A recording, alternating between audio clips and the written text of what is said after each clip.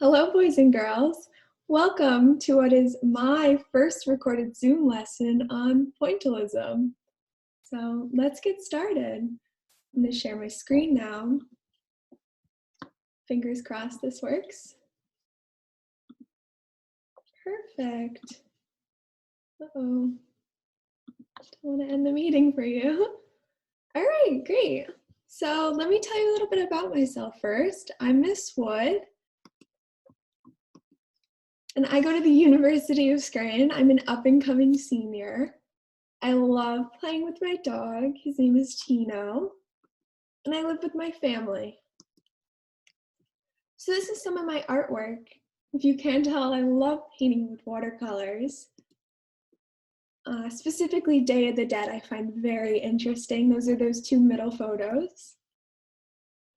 So what do you know about pointillism? Maybe you can take a guess. Little hint at the bottom there, looking in the name, pointillism. So pointillism is a way of painting using tiny dots or points which become blended in the viewer's eye.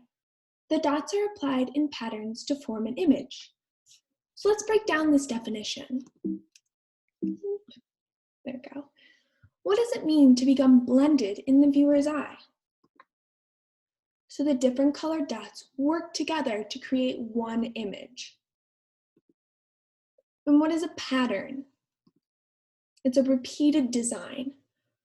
So now let's look at this in action. When looking at some art by the famous artist Georges Seurat, we can see in a zoomed in picture in his painting the use of tiny dots. So that's that photo on the left there. You can see all those tiny dots. Then as you keep zooming out, the dots become more blended together to create one image of a park scene. So those are those two images on the right. So who created this art style? I'll give you another hint. He created that last masterpiece. That's right, Georges Seurat. There he is. What a handsome fella.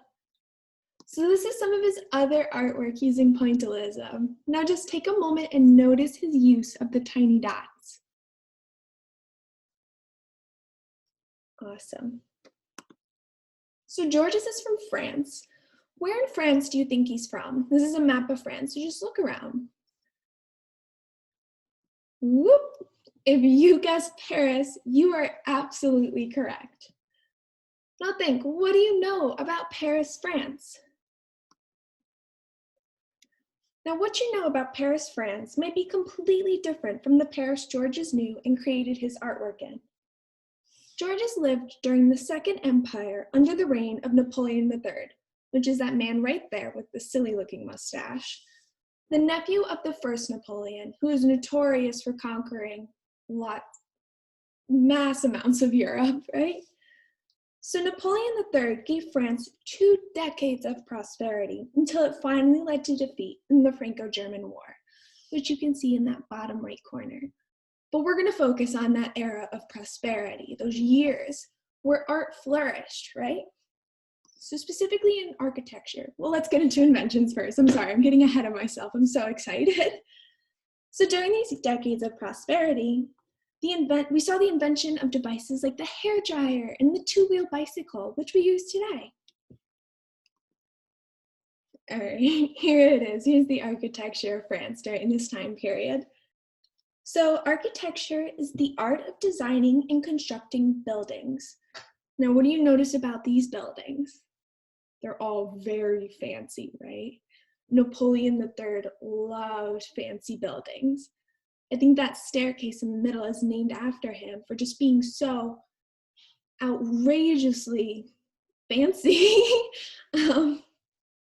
So looking at his salon in particular, both these 2 red rooms were in his house and they're just luxurious. And these can be found in the Louvre Museum of Art in Paris, which is that building in the top right. So now back to pointillism. After all that history, how can you create these paintings of pointillism? So first, you need to find a good painting utensil. I used a Q-tip, very easy to find. So what we're going to be doing is we're going to be taking our utensils, dipping it in the paint, and then dabbing it on our paper, right?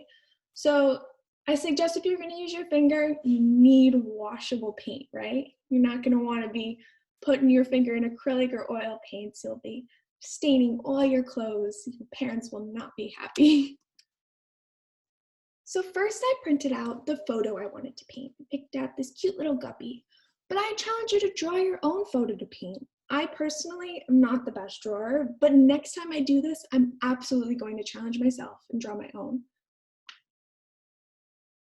So next, I painted the border using different colors I thought were representative of water. I used the lighter blue to emphasize my focal point, my fish. So you see how the lighter blue kind of outlines the fish, makes it pop off the page. Now to look into different color tones.